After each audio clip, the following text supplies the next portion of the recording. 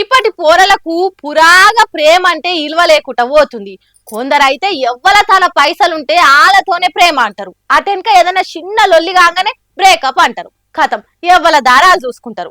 కానీ అసొంటి మెరుపు తీగల కోసం గిసొంటోళ్ళే సెట్ అవుతారు.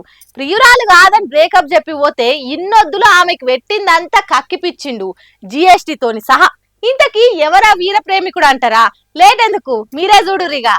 సారీ, నీకు నాకంటే మంచి అమ్మాయి దొరుకుతుంది, నేను సెట్ గాను, లెట్స్ బ్రేకప్ అని చెప్పి ప్రేమకున్న ఇల్వ తీసేటోళ్ళు సక్కగినుర్రి ముచ్చట. ఓ పోరగాళ్ళు మీరేం బాధపడకుర్రి, వాళ్ళట్లా చేస్తే మీరు సుత ఈ అన్న లెక్క చేసి చెల్లుకు చెల్లు అనిపియుర్రి. గిట్లనే ఓ సీఏ పిల్లగాడు ఓ పిల్లని గాఢంగా ప్రేమించి నచ్చింది నచ్చినట్టు ఇప్పించిండు. కొన్నొద్దులకు ఇద్దరు నడుమ జగడమయ్యి పిల్ల ఈయనకు బ్రేకప్ చెప్పి పోయిందట.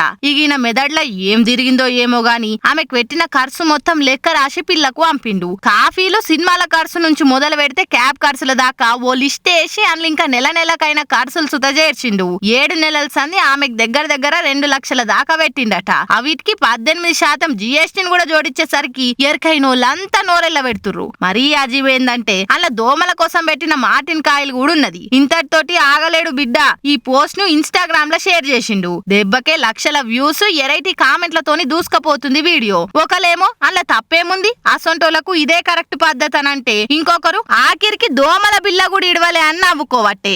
అయినా పిల్లగాడు మట్టుకేం చేస్తాడు, శేషే కొలువే అన్ని లెక్కలేసి దిద్ది దీపం పెట్టేది కాబట్టి అదే అలవాటుతోని పెట్టిన ఖర్చు అంతా లెక్క రాసిండేమో, దాంట్లో తప్పేముంది అనుకుంటా మాట్లాడుకుంటుర్రు. ఇన్నొద్దులు ఈ ముచ్చట తెలవక అడ్డగోలు ఖర్చు పెట్టి మోసపోయి నడిగంగల మునిగిన వీర ప్రేమికులు.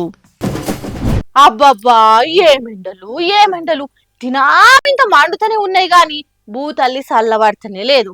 ఈ ఎండల గురించి రోజు ముచ్చట ముంగటేసుకుంటూనే ఉన్నాం గాని ఎండలు మటుకు ఇప్పట్లా తక్కువయ్యేటట్టు లేవుగా. ఎండకు మనమన్న ఓ ఫ్యాన్ కిందనో ఏసీ కాడనో కూర్చొని పానం యదార్థం చేసుకుంటున్నాం గాని మూగజీవాల కథ ఏంది? అవి ఎంత గోస అనుభవిస్తున్నాయో చూడురి.